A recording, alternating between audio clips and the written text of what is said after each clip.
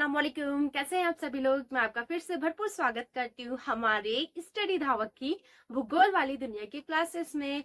तो दोस्तों, कल हम लोगों ने पढ़ लिया था भूकंप किसे कहते हैं, भूकंप कैसे आते हैं, ये सब कुछ मैं आपको बता चुकी हूँ और उसके टाइप्स भी मैंने आपको बता दिए। कुछ एक दो पॉइंट्स फैक्ट उसमें छूट गए थे, वो आज हम कवर करेंगे।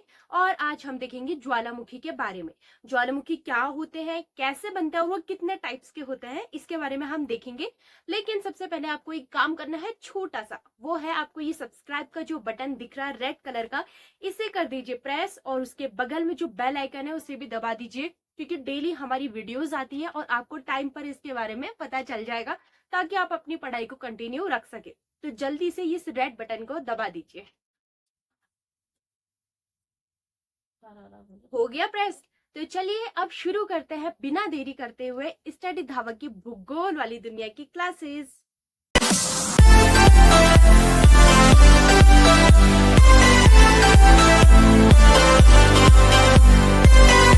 तो दोस्तों, आप ये तो समझ गए हैं कि भूकंप क्या होते हैं, कैसे आते हैं।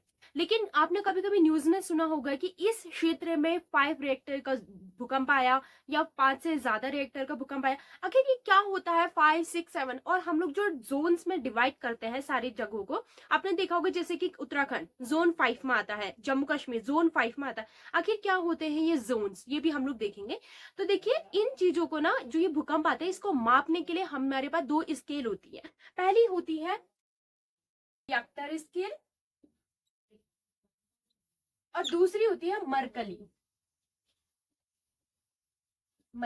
ठीक है, हमारे पास 2 स्केल्स होती है, एक होती है रिएक्टर, एक होती है मरकली।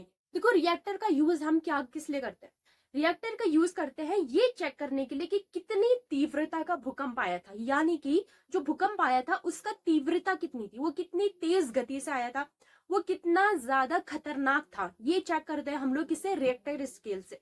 फॉर एग्जाम्पल, जैसे मैंने बताया था कि भूकंप का मतलब क्या है, धरती के नीचे से जो ऊर्जा निकल रही है उसका, ये चेक करते कि वो ऊर्जा जिसे हम सिंपली कहते हैं भूकंप, वो ऊर्जा कितनी अधिक थी, कितनी अधिक मात्रा में थी, ये चेक करते हैं। जैसे कि हम लोग क्या करते हैं, जैसे कि कभी पानी उबाल रहे तो हम लोग टेम्परेचर चेक करते हैं, मौसम के लिए हम लोग टेम्परेचर चेक करते हैं ना कि इतने डिग्री में है। उसी तरीके से भूकंप कितना अधिक है, कितनी तीव्रता से आया, उसे चेक करने के लिए हम यूज करते हैं रिएक्टर स्केल। जो ये रिएक्टर स्केल है, इसमें जो नंबरिंग होती है वो 0 से लेकर 10 तक की होती है। ठीक है, जिसे हम लोग चेक करते हैं 0 से 10 तक। यानी कि वो जो भूकंप आया था उसकी तीव्रता थी 0, 1, 2, 3, 4, 5, 6, 7, 8, 9, 10, कितनी तीव्रता थी ये हम लोग चेक करते हैं। जैसे आपने देखा होगा कि यहाँ पे 5 रिएक्टर का भूकंप आया, 6 तीव्रता का भूकंप आया, तो ये पता चलता है हमें किससे, इस रिएक्टर स्केल से। ये किस लिए यूज होता है, भूकंप की तीव्रता मापने के लिए। ठीक है,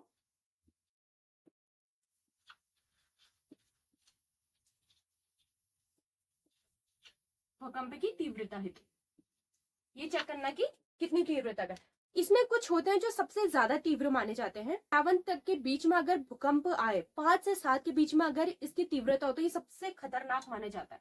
5 से लेकर 7 तक ये तीव्र या खतरनाक माना जाता है। अगर कहीं पर भूकंप 5 या 7 के बीच में आता है तो ये ऐसा भूकंप आता है जो तोड़फोड़ करेगा। ठीक है ना, ये मतलब मेनली बड़ी बड़ी बिल्डिंगों को गिरा सकता है 5 से 7 के बीच में। ये धरती को हिलाता है। जब भी आपने महसूस किया होगा कि भूकंप आ रहा है, धरती हिल रही है, तो ये 5 से 7 के बीच में होता है या 4 के आसपास में होता है। ठीक है, जैसे कभी आपने सुना होगा नेपाल में बहुत ज्यादा भूकंप आते हैं, तो ये 5 से 7 के बीच में आते हैं ये भूकंप। ठीक है, फिर आप कहेंगे कि उसमें तो 10 तक का दी है। देखो, फिर उसके बाद आता है 8 से 10 तक। आज तक 10 तक नहीं आया।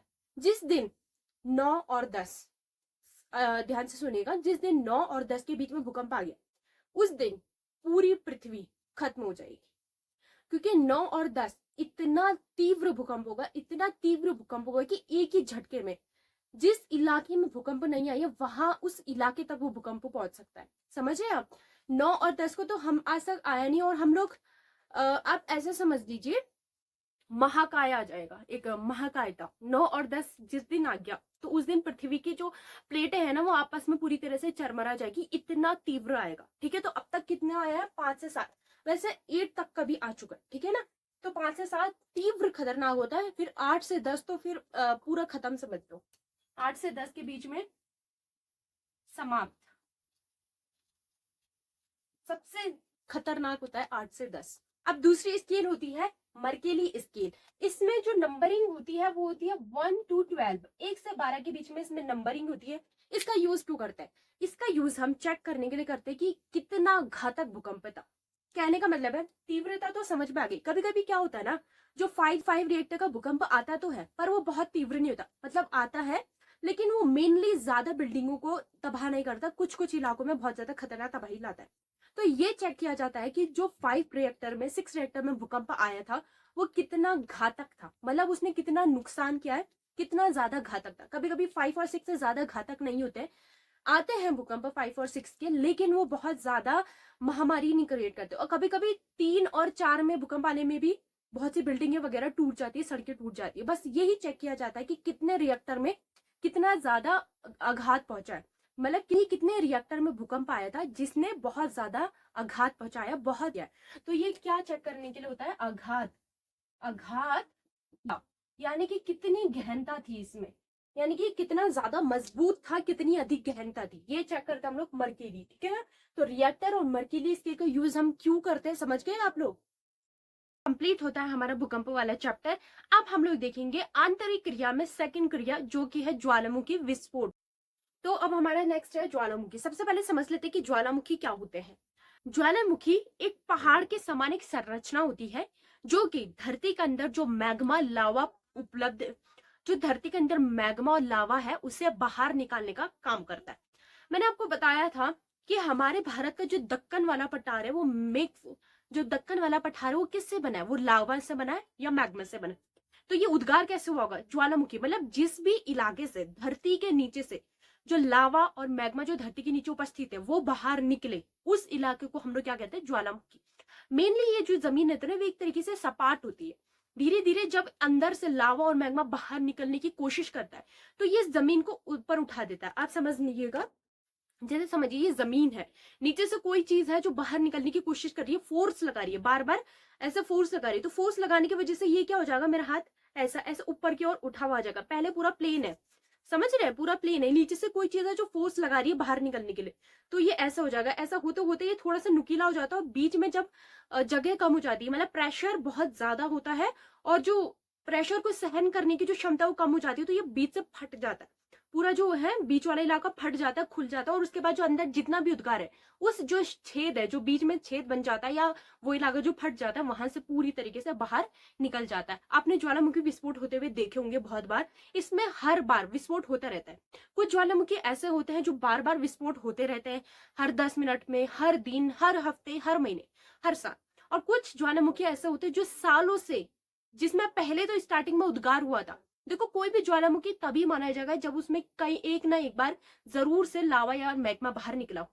लेकिन कुछ ज्वालामुखी ऐसे होते हैं जिसमें स्टार्टिंग में तो लावा निकला था लेकिन अब बहुत सालों से उसमें कोई भी विस्फोट नहीं हुआ है, उसे हम लोग कहते हैं डेड ज्वालामुखी। तो हमारे पास दो ज्वालामुखी होते हैं, एक होते हैं सक्रिय ज्वालामुखी, एक होते हैं डेड ज्वालामुखी। सक्रिय कौन से होते हैं? जिसमें लगातार बार बार लावा निकलता है। डेड ज्वालामुखी कौन से होते हैं? जिसमें एक दो बार हुआ और उसके बाद करीबन 8 साल, 10 साल, 20 साल से कोई भी विस्फोट नहीं हुआ है, ऐसे को हम डेड ज्वालामुखी कह देते हैं। ऐसा नहीं है कि अब उसमें कभी विस्फोट हो गई नहीं, हो सकता है कि आने वाले समय में फिर से उसमें विस्फोट हो, लेकिन जो बहुत समय से बिल्कुल डेड पड़ा है, जिसमें कोई विस्फोट नहीं हो, उसे हम लोग कहते हैं डेड ज्वालामुखी। समझ गए आप ज्वालामुखी किससे कहते हैं, कॉन्सेप्ट इसका? अब आपको एक चीज बताती हूँ, जो ये मैग्मा और लावा बाहर निकलता है ये कौन से इलाके से निकलता है? मैंने आपको पृथ्वी के अंदर की संरचना बताई थी कि पृथ्वी के अंदर क्या क्या है। यहाँ पर आपका स्थल आ जाता है, यहाँ पे दुर्बलता आता है, और यहाँ पर मेंटल, मेंटल का ही भाग आपका दुर्बलता मंडल है। मैंने आपको बताया था ये मेंटल है, मेंटल का ही भाग क्या आपका दुर्बलता मंडल, और नीचे वाला होता है क्रस्ट। क्रस्ट, जो क्रस्ट का इलाका है वो मेनली ठोस होता है, लेकिन जो मेंटल का इलाका वो क्या होता है? वो द्रव होता है। क्रस्ट का ठोस होता है और मेंटल का क्या होता है? द्रव होता है। तो ये जो मेंटल है, मेंटल वाले इलाके से ही जो भी लावा है, जो भी इसके अंदर धातुएं हैं जो पिघली हुई हैं, ठीक है ना। अच्छा यहाँ जाके आग है तो आग में धातुएं तो पिघल जाएंगी, ऑब्वियस बात है। देखो क्रस्ट में बहुत ढेर सारी धातुएं, तो कुछ धातुएं मेंटल में भी है और बहुत सी धातुएं क्रस्ट से मेंटल में भी पहुंचती है जब वो उद्गार होता है। तो उद्गार के साथ साथ जो ये मेंटल है ना, ये मेंटल के अंदर जो भी लावा है, तो ये लावा, अच्छा जब तक का आग अंदर है, जब तक का आग धरती के अंदर है, थोड़ा समझने की कोशिश कीजिएगा, ठीक है। जब तक आग धरती के अंदर है, धरती के अंदर मतलब जब तक आग वो मेंटल के अंदर उपस्थित है, ये है हमारी परपटी, ये है हमारा दुर्बलता मंडल, ये है हमारा मेंटल, ये वाला पूरा है मेंटल, ठीक है, इसको पूरा मेंटल कह लेते हैं हम। ये है पूरा मेंटल, ये परपटी, ये है परपटी, और ये है आपका क्रस्ट। तो जब तक का आग अंदर है, धरती के अंदर है, उसे हम लोग कहते हैं लावा। जब तक का आग अंदर, सॉरी, उसे हम लोग कहते हैं मैग्मा, ठीक है। जब तक ये आग धरती के अंदर है उसे कहते हैं मैग्मा। जैसे ही ये आग इस जमीन को चीरते हुए बाहर आ जाती है ज्वालामुखी के रूप में, इसे हम लोग कहते हैं लावा, ठीक है। लावा और मैग्मा एक ही है। जब तक का वो आग अंदर है, मेंटल के अंदर उपस्थित है, उसे मैग्मा कहते हैं। जैसे ही वो धरती से बाहर निकल आ जाती है उसे लावा कहते हैं। जब तक का वो आग ज्वालामुखी के अंदर है वो मैग्मा है, जैसे वो बाहर निकलेगी वो लावा बनेगी, ठीक है ना। समझ के लावा और मैग्मा। तो कहां से आता है ये लावा मैग्मा? मेंटल से आता है। कहां से आता है? मेंटल से आता है। तो इसी से एक और पॉइंट है कि हमारे पूरे भारत में सिर्फ एक जगह है जहां पे ज्वालामुखी मिलते हैं। कौन सी जगह जरा बताइएगा, अगर आपको याद है, मैं पढ़ा चुकी हूँ। पूरे भारत में सिर्फ एक जगह पर जहां पे हमारे पास सिर्फ और सिर्फ 2 ज्वालामुखी है। वो ज्वालामुखी अंडमान निकोबार में, सिर्फ पूरे भारत में अंडमान निकोबार में ही ज्वालामुखी है, और उसी इलाके में 2 ज्वालामुखी है, सक्रिय और डेड। एक है सक्रिय जिसे कहते हैं हम बैरन ज्वालामुखी, एक है डेड जिसे हम कहते हैं नारकुंडम ज्वालामुखी। अब आप पूछेंगे कि आपने तो कहा था कि दक्कन का पठार ज्वालामुखी से बना है, तो यहाँ ज्वालामुखी क्यों नहीं है? देखिए, मैंने क्या बताया था कि दक्कन का पठार कब बना? जब ये रीयूनियन हॉटस्पॉट से गुजर रहा था। और ये रीयूनियन हॉटस्पॉट कहाँ पर है? ये है अफ्रीका वाले इलाके में, क्योंकि आज हमारा भारत तो अफ्रीका से बहुत दूर है। आज हमारा भारत उत्तर में है, समझ रहे हैं। और उस टाइम में अफ्रीका के पास में जब ये गुजर रहा था, वहां पे रीयूनियन हॉटस्पॉट था। और रीयूनियन हॉटस्पॉट ऐसी जगह जहाँ पे ज्वालामुखी उद्गार होता रहता है। जब ये उस इलाके से गुजरा, ये रीयूनियन हॉटस्पॉट से जब हमारा ये भारत गुजर रहा था, उस टाइम पर ये गुजरने की वजह से इसमें विस्फोट हुआ, उद्गार निकला। तो इस वजह से ये भारत के जो ये निचला हिस्सा है ये बना। लेकिन अब भारत क्या है, अपनी जगह में शिफ्ट हो चुका है। अब भारत की स्थिति कहां पर है ये आप अच्छे से जानते हैं, उत्तर भारत की तरफ है। चाइना पाकिस्तान वगैरह से इसकी बाउंड्री लगती है। पहले ये अफ्रीका के पास से गुजर रहा था, उस वक्त बना था। लेकिन भारत में कोई ज्वालामुखी उस टाइम में नहीं था, नहीं अभी है। ये तो कोई ज्वालामुखी था, उसके उद्गार से बनी हुई एक जमीन है। समझ रहे हैं आप लोग? दक्षिण भारत जो है ज्वालामुखी के उद्गार से बनी हुई जमीन है, ज्वालामुखी नहीं है। हमारे भारत में ज्वालामुखी नहीं है, उससे बनी हुई जमीन है। अब आप पूछेंगे कि आखिर ऐसा क्यों है कि पूरे भारत में सिर्फ अंडमान निकोबार में ही ज्वालामुखी मिलते हैं? देखिए, इसके पीछे रीजन आप ये अपने दिमाग में बिठा लीजिए। ज्वालामुखी सिर्फ ऐसी जगह पर मिलेंगे जहां पर महाद्वीपीय और महासागरीय प्लेटें मिलती हैं। प्लेटें क्या होती हैं ये मैं बता चुकी हूँ। अच्छा, ये रियूनियन हॉटस्पॉट क्या है, भारत कैसे उत्तर भारत तक का पहुंचा, भारतीय प्लेट क्या है, प्लेट्स क्या है, ये सब मैं ऑलरेडी पढ़ा चुकी हूँ। अगर आपने नहीं देखा है तो पहले भारतीय ये प्लेट्स वाले महाद्वीपीय विस्थापन का मैंने जो क्लास है वो चेक कर लीजिए। उसमें मैंने सब कुछ अच्छे से सिखाया है, क्या महाद्वीपीय विस्थापन होता है ये सब मैं ऑलरेडी बता चुकी हूँ। प्लेट विवर्तनी की क्या होती है बता चुकी हूँ। अगर आपको नहीं पता है तो पहले जाके जो ये ऊपर पे आपको वीडियो नजर आ रही है इसमें जाकर चेक कर लीजिएगा और उसे अच्छे से देख लीजिएगा, ठीक है। तो देखिए, हाँ मैं क्या बता रही थी, तो ये जो ज्वालामुखी है कैसे इलाकों में मिलेंगे जहां पर महाद्वीपीय और महासागरीय प्लेट मिलती है। जहां पर एक जगह पर होगी महाद्वीप की प्लेट और सेकेंड जगह में होगी महासागर की प्लेट। जहां पर होगी महाद्वीप और महासागर की प्लेट उसी जगह पे मिलेंगे। को समझ में, जहां पर एक महाद्वीप और महासागर की प्लेटें मिलेंगी वहीं पर जहां पर, अच्छा एक और चीज, ये महाद्वीप और महासागर की प्लेटों के टकराने से भी बनता है, ठीक है। फॉर एग्जाम्पल मैं आपको थोड़ा समझाती हूँ। जैसे मान लीजिए ये है महाद्वीप की प्लेट और ये महासागर की प्लेट, ये दोनों आपस में टकरा गई। मैंने कहा था ना प्लेट आपस में टकराती रहती है। जैसे ये प्लेटें टकराई, टकराने की वजह से क्या होता है, एक हिस्सा टूटकर नीचे चले जाता है। ये मैं आपको बता चुकी हूँ कि एक हिस्सा टूटकर नीचे चले जाता है और एक हिस्सा क्या है, इसके ऊपर चढ़ जाता है। एक हिस्सा क्या है, जैसे कि ये है महाद्वीप की प्लेट, ये है महासागरी प्लेट, ये टकराया। मान लीजिए महासागरी की प्लेट कमजोर थी, वो टूट के ऐसे नीचे धंस गई। और ये है, ये क्या करेगी, इसको ऊपर चढ़ने की वजह से जो इसके ऊपर अवसाद थे ये इसको जमा के ऊपर उठा लेगी, ऊपर उठा लेगी। ऊपर उठाने की वजह से यहाँ पर एक पहाड़ नुमा संरचना बन जाती है। वहीं दूसरी और एक और काम हो रहा होता है, देखिएगा। जैसे ये यहाँ पर कोई पहाड़ नुमा संरचना बन गई, जैसे वर्तमान में हमारी क्या बने वर्तमान में हमारी इस चीजों से हिमालय बने, ठीक है ना। तो इसी तरह से पहाड़नुमा संरचना बन जाती है। यही क्या है आप लोगों की ज्वालामुखी, यही क्या है आप लोगों के ज्वालामुखी। लेकिन कंडीशन क्या होनी चाहिए, महाद्वीप और महासागर की प्लेट होनी चाहिए। फिर इसके बीच में जो भी लावा होगा वो यहाँ से निकलते रहता है। अच्छा एक और चीज, फिर यहीं से जो है ना ये प्लेट इधर से खत्म भी होती रहती है, एक जगह से ये खत्म भी होती है। चलो ये मैं आपको बाद में बताऊंगी, बस आप इतना समझ लो, ये दो प्लेटें थी, दो प्लेटें टकराई, टकराने की वजह से एक प्लेट धंस गई, एक प्लेट इसके ऊपर चढ़ी, तो यहाँ पर से एक नई ज्वालामुखी का निर्माण हो गया और नीचे जो भी क्रियाएं चल रही थी वो क्या है, ये बाहर, समझ गए ना। अब आप कहेंगे मैम ऐसे तो एशियन प्लेट यूरोपियन प्लेट से टकराई थी, उसकी वजह से हिमालय बने, कोई भी ज्वालामुखी क्यों नहीं बना। मैंने क्या कहा, जो एशियन प्लेट और इंडियन प्लेट थी, ये दोनों कैसी है, महाद्वीपीय प्लेट है।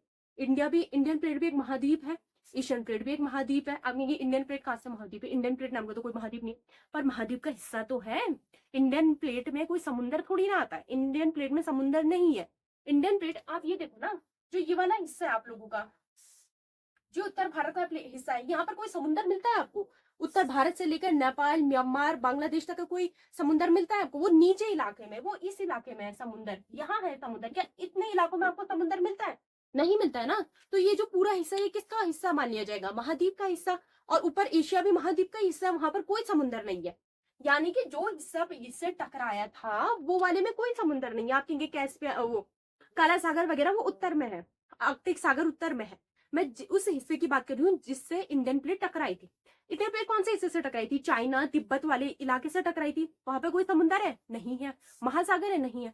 तो इस वजह से ये दोनों क्या कहलाती है? महाद्वीपीय प्लेट। ये दोनों महाद्वीपीय प्लेट थी, इस वजह से इनके टकराने से हिमालय बना था, कोई पहाड़ बना था। लेकिन समुद्र के आसपास जैसे अंडमान निकोबार है, अंडमान निकोबार कैसा है? एक महासागरीय प्लेट है। ये है द्वीप। अंडमान क्या है? द्वीप, जो समुद्र के बीच में है। बाकी हर जगह क्या है? समुद्र है। तो ये प्लेट जब इंडियन प्लेट से टकराई होगी तो, या और प्लेट से टकराई, तो यहाँ पर क्या बना? यहाँ पे ज्वालामुखी बने, ठीक है ना। तो इसको हम लोग क्या, ठीक है ना, आप समझ में आया ज्वालामुखी कैसे बनते हैं? महाद्वीपीय और महासागरीय प्लेटों के टकराने से ज्वालामुखी बनते हैं। महाद्वीपीय और महासागरीय प्लेटों के टकराने से ज्वालामुखी बनते हैं। महाद्वीपीय और महाद्वीपीय प्लेटों के टकराने से पर्वत बनते हैं, पर्वत बनते हैं, इतना याद रखिए। तो इतना आप लोगों को समझ में आ गया आज के तो यहीं पे हम लोग करते हैं अपनी क्लास का एंड। अब हम लोग नेक्स्ट क्लास में देखेंगे टाइप्स ऑफ वॉल्केनोज। वॉल्केनो को बहुत से टाइप होते हैं, ये हम लोग कल देखेंगे। शील्ड ज्वालामुखी, मिश्रित ज्वालामुखी, ये सब क्या होते हैं ये हम आपको बताएंगे कल की क्लास में। अगर आपको आज की क्लास पसंद आई तो इसे ज्यादा से ज्यादा शेयर करिए।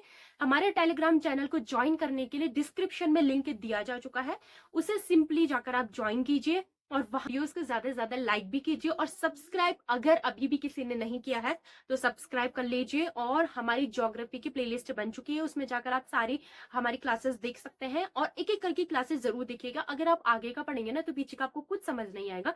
मैंने सारे कॉन्सेप्ट एक एक करके आपको क्लियर करवाए हैं, तो पहले आप उनको देखिए और उसके बाद आप लोग आगे की क्लास कंटिन्यू करिए। और हाँ, आप जो इतने प्यारे प्यारे कमेंट्स करते हैं उसके लिए बहुत बहुत शुक्रिया। तो चलिए मिलते हैं नेक्स्ट क्लास में, तब तक के लिए स्टे ट्यून। अल्लाह हाफिज।